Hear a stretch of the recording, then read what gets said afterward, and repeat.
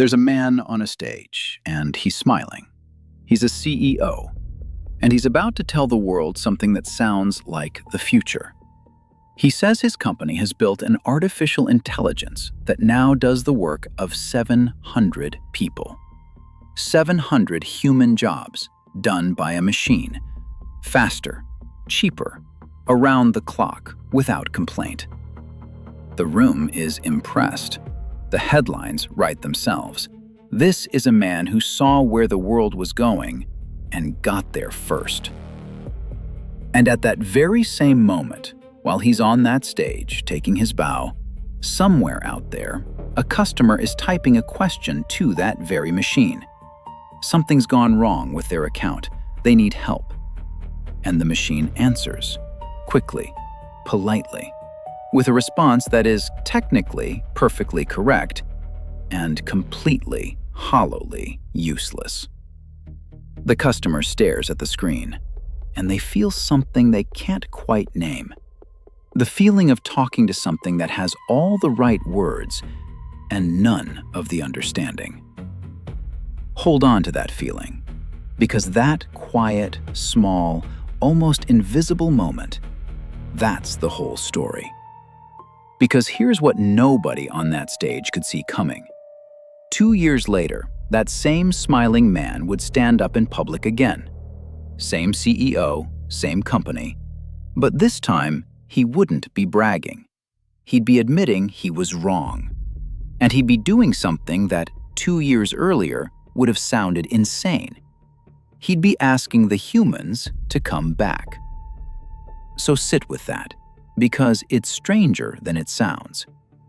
A company fires 700 people, replaces them with AI, saves millions of dollars, tells the whole world it's the future, and then quietly begs the people to return. Why? What did the machine miss?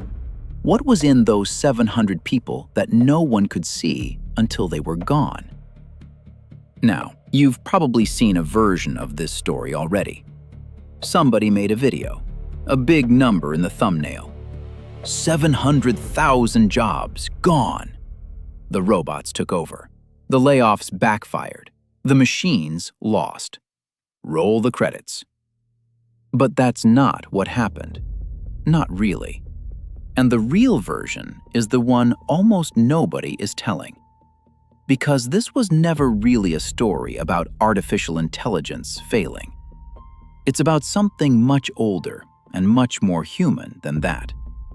It's about the stories companies tell you about why they do what they do, and the enormous, quiet gap between those stories and the truth. The truth is, the 700,000 people who lost their jobs didn't lose them to robots. They lost them to a story. A story that was easier to tell than the real one. And to understand how that happened, we have to go back. Back to the moment when firing your people and handing their jobs to a machine didn't look reckless at all. When it looked like the smartest decision in the world. So stay with me. It starts with a number that everyone celebrated, and a cost that no one thought to measure. To understand how it started, you have to understand the pressure. The company is called Klarna, and if you've bought something online and paid for it in installments, you've probably touched it without knowing. It's a Swedish company, one of the big names in what they call buy now, pay later. For years, it was a darling, fast-growing, ambitious, the kind of company that seemed to be going nowhere but up. And then the ground shifted. Around 2022, the easy money that had lifted every tech company started to dry up. Interest rates climbed.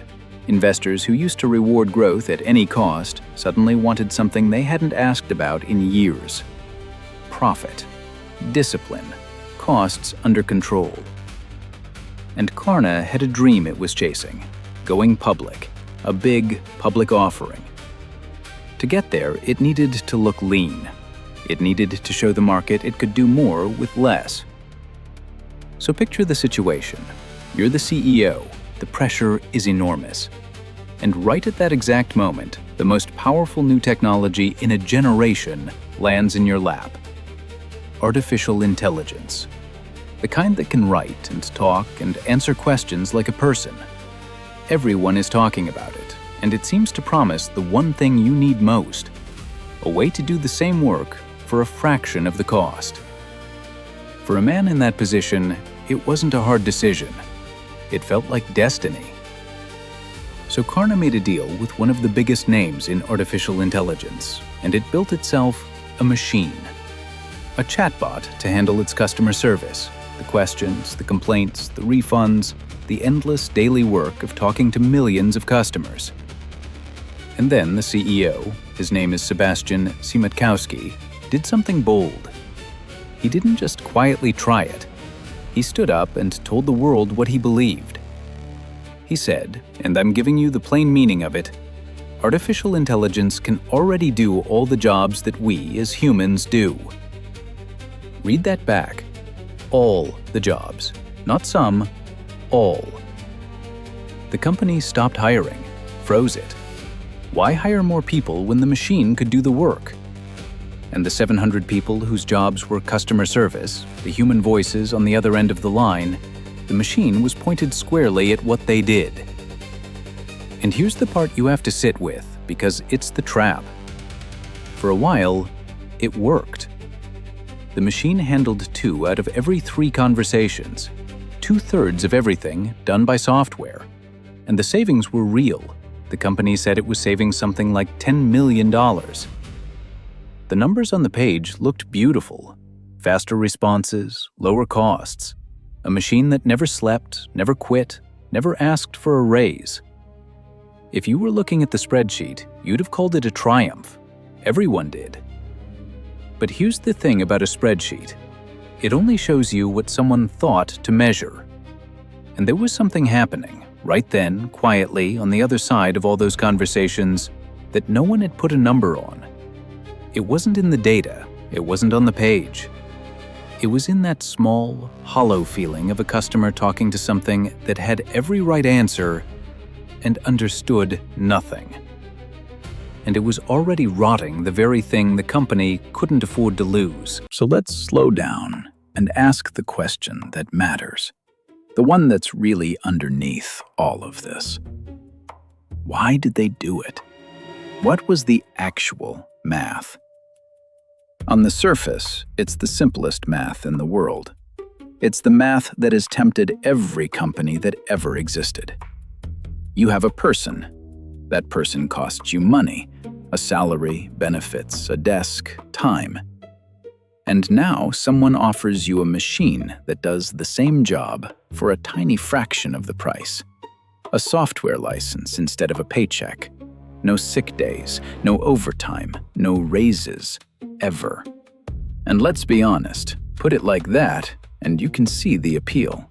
No one calling in sick on a Monday, no one asking for a corner office, no holiday party to pay for. Just a tidy little line item that works around the clock and never once complains about the coffee. If you're a CEO staring down a budget, that's not a spreadsheet, that's a fantasy. Put those 2 numbers side by side, and the choice looks obvious. It looks like free money. And that's exactly what it looked like to Klarna, and to everyone who followed them. Trade the expensive human for the cheap machine, and keep the difference. But here's where the story turns, because that math, the beautiful, obvious, free money math, was wrong, and not in a small way. When researchers went back and studied the companies that did this, that cut their people and handed the work to AI, they found something almost nobody expected. Nearly 3 out of every 4 of them did not come out ahead financially. 73%. They lost money on the deal. How is that possible? How do you replace an expensive human with a cheap machine and end up poorer? Because the machine was never as cheap as the license fee. That was just the number on the surface. Underneath it, the real costs came crawling in. The machine had to be built and fixed and rebuilt when it broke. The computing power it needed, the invisible engines running behind every answer, turned out to cost far more than anyone promised, and the bill kept climbing every month. What was sold as cheap, reliable labor turned into a wild, unpredictable expense. And that was just the money you could see. The deeper cost was something else entirely. Because the machine could do the task, but it couldn't do the job.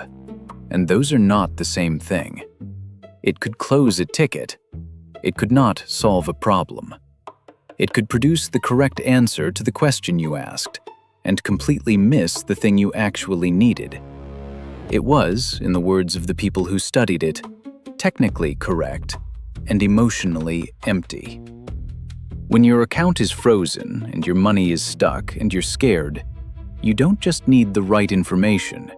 You need someone on the other end who understands that you're scared. The machine had the words. It never had that. And this is the invisible thing, the thing that never appears on the spreadsheet because no one ever figured out how to put a number on it. Call it empathy. Call it judgment.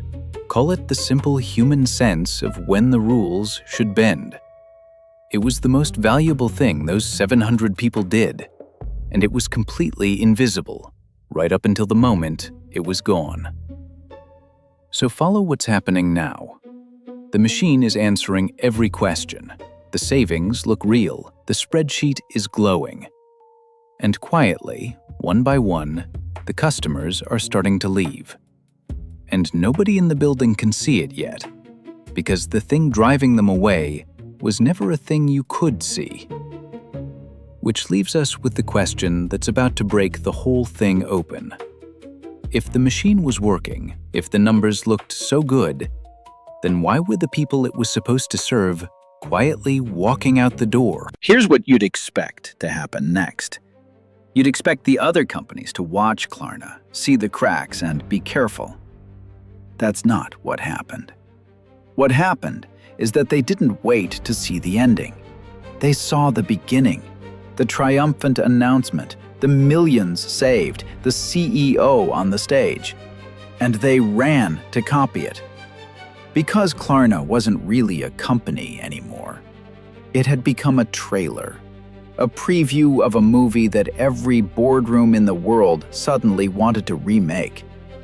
And the moment one respected CEO stood up and said the magic words, "Artificial intelligence can do the work of our people," every other CEO wanted to say a version of it too. Think about why. If you're running a company and the market is squeezing you, and your rival just announced they're replacing hundreds of workers with AI and saving a fortune, what happens to you if you don't? You look slow. You look old. You look like the past. The pressure isn't just financial, it's social. Nobody wants to be the last company still paying humans to do what the future is supposedly doing for free. So the dominoes fell. Company after company, the same announcement, dressed in the same language. And the scale of it is hard to even hold in your head. Across the tech world, between about 2020 and 2025, more than 800,000 people lost their jobs. 800,000. Amazon alone cut more than 27,000. The company behind Facebook cut more than 21,000. Google around 12,000. And the language they used, that's the part to listen closely to. One of the most powerful executives in the industry, announcing 4,000 cuts to his customer service team, put it about as bluntly as a human being can. He said simply, "I need less heads." Less heads, not less people. Heads, as if the workers were a number on a shelf to be adjusted down. And here is the terrible irony sitting underneath all of it. All these companies, racing to copy the move, they were copying something that was already failing at the company that invented it. Right at that moment, while the announcements kept coming, the original experiment was quietly falling apart. The customers were leaving. The savings were turning into hidden costs. The whole beautiful idea was starting to buckle. They weren't running toward the future. They were running toward a saving that didn't exist, chasing a number on a spreadsheet that was already, quietly, a lie. And some of them, this is the part that's hard to prove but harder to ignore, some of them almost certainly knew the machine wasn't really ready, knew the savings were shaky. But the story was just too good, too clean, too useful to stop telling. Because it turned out, this whole thing was never really about whether the AI worked. It was about what the AI let them say. And to understand that, to understand what these companies were really buying when they bought the story, we have to look at what happened when the bill finally came due. The bill came due quietly. That's how these things always arrive. Not with a crash, with a slow, creeping realization that something is wrong. At Klarna, the numbers that mattered started to move in the wrong direction. Not the cost numbers, those still looked fine. The other ones. The ones about whether people actually liked dealing with the company. Customer satisfaction started to fall, and it kept falling. Because all those small, hollow conversations, all those technically correct, emotionally empty answers, they added up. Every customer who walked away from the machine feeling unheard told a friend. Every problem the machine closed without solving came back angrier. The damage didn't show up in a single dramatic moment. It showed up the way rust shows up. Slowly, everywhere, all at once. And by the middle of 2025, the company that had told the world artificial intelligence could do everything reversed course. Klarna started hiring human beings again. Let that land. The same company, the same leadership, publicly walking back the boldest promise it had ever made.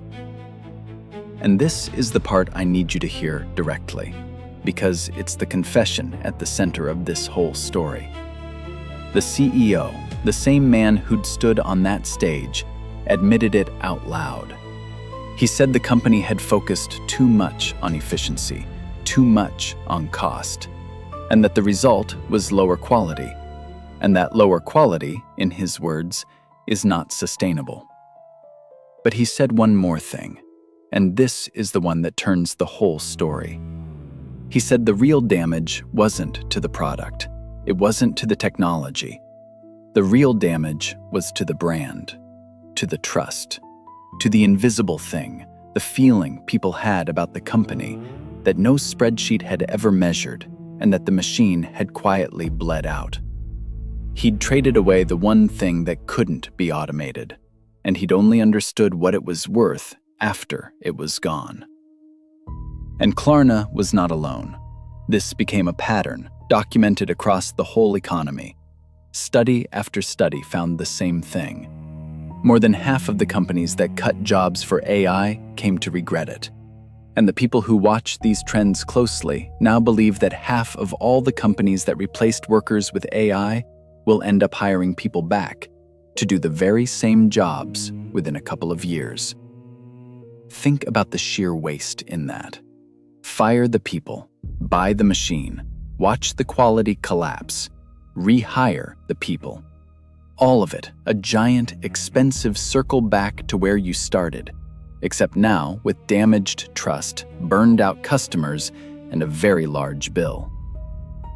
So there it is, the clean, satisfying ending, the one you probably expected from the very start.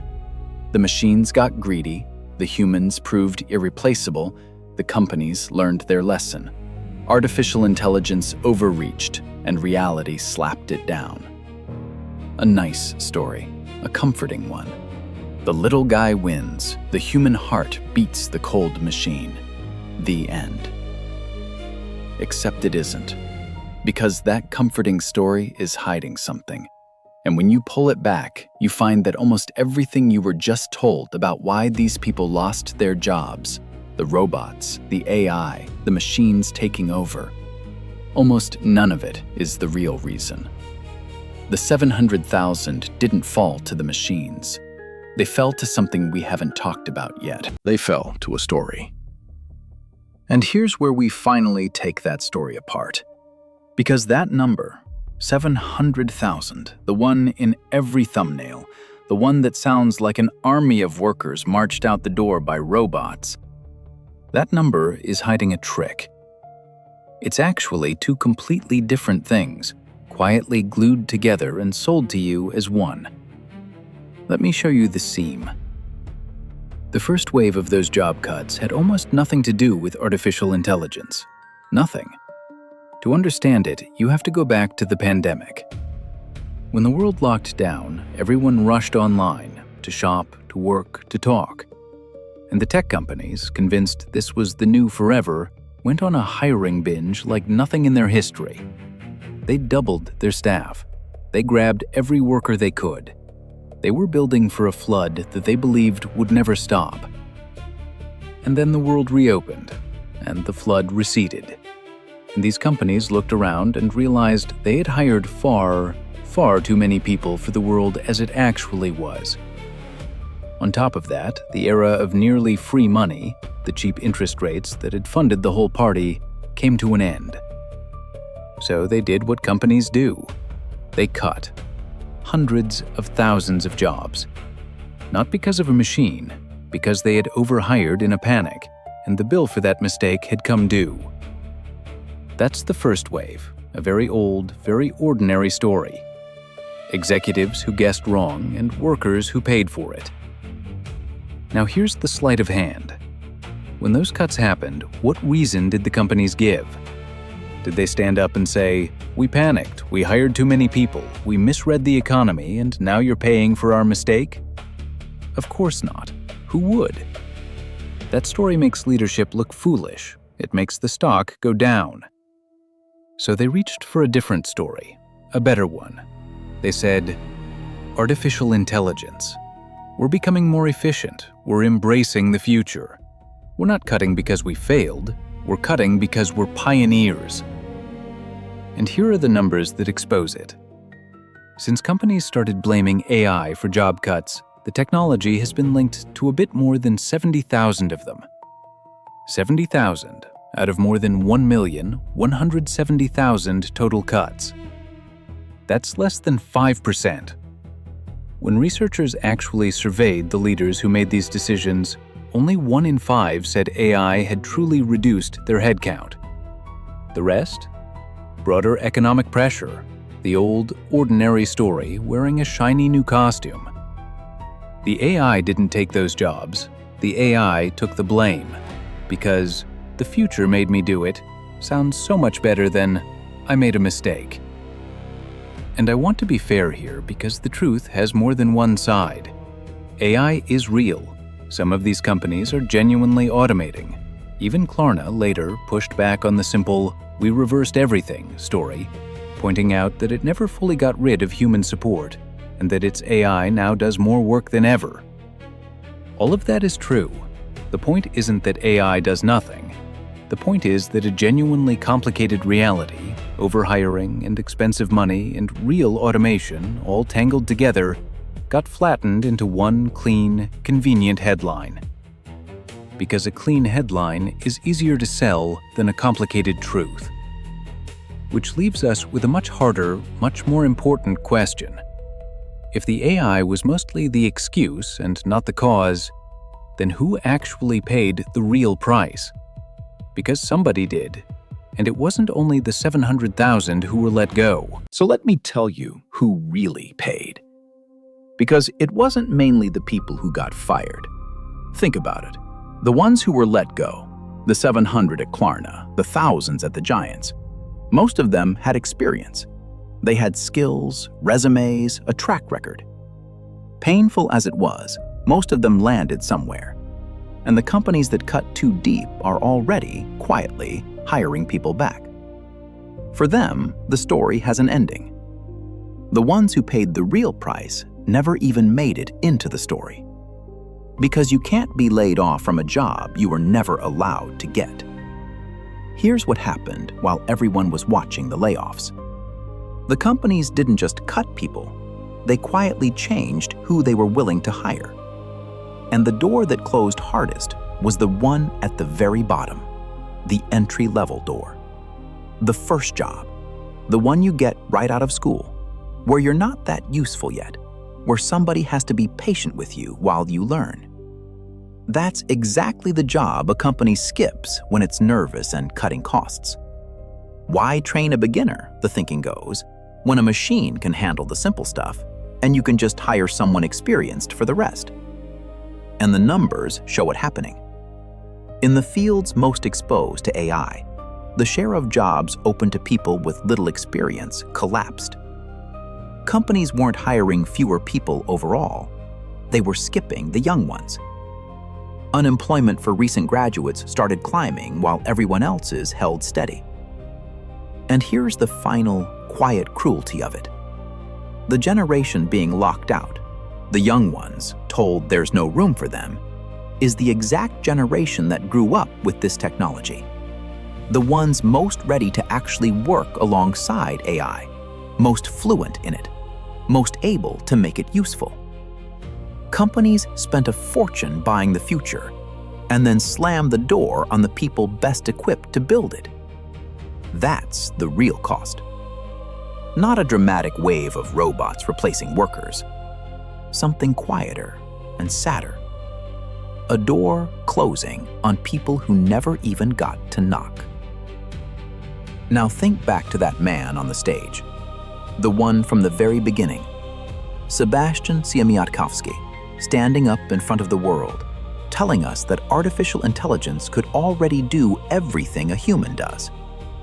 He wasn't lying. He believed it. That's the thing to understand. He wasn't a villain twirling a mustache. He was a smart man under real pressure, reaching for a story that made a hard decision feel like a bold one. And then he had to stand up again 2 years later and quietly take it back. Rehire the humans. Admit the machine had cost him the one thing he couldn't afford to lose. He learned. To his credit, he actually said it out loud. But most of them won't. Most of them will never stand up and correct the record. The story was too useful to give back. And so it hardens into something everyone just believes, that the machines came and the jobs went. And that's simply how it is now. So let me tell you why I told you all of this. Because it was never really about artificial intelligence. AI was the costume. Underneath it was the oldest story there is. Powerful people making expensive mistakes and finding a story to tell so that someone else carries the weight of them. The next time a company tells you a machine took your job, or your kid's job, or your neighbor's job, I want you to do one thing. I want you to ask who benefits from you believing that. Because the future did it is a very convenient thing to say when the truth is, we did it, and we'd rather you looked at the robot. So I'll leave you with the question I keep turning over. And I mean it. Tell me what you think. Was this the machines failing? Or was it the best excuse an entire industry ever found? And the harder one, the one I really want you to sit with. The next time you're told a machine took someone's job, whose story is that really? And who is hoping you don't look any closer? Tell me. I'll be reading.